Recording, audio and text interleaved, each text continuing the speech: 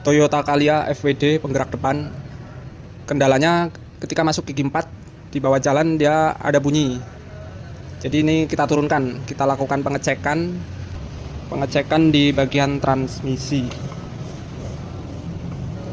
Setelah kita turunkan, ini kita cek. Setelah kita lakukan pengecekan, ternyata bagian gigi 4 ini goyang. Ini kita prediksi bearingnya sudah rusak, goyang. Nah, ini goyangnya parah ya, cukup parah.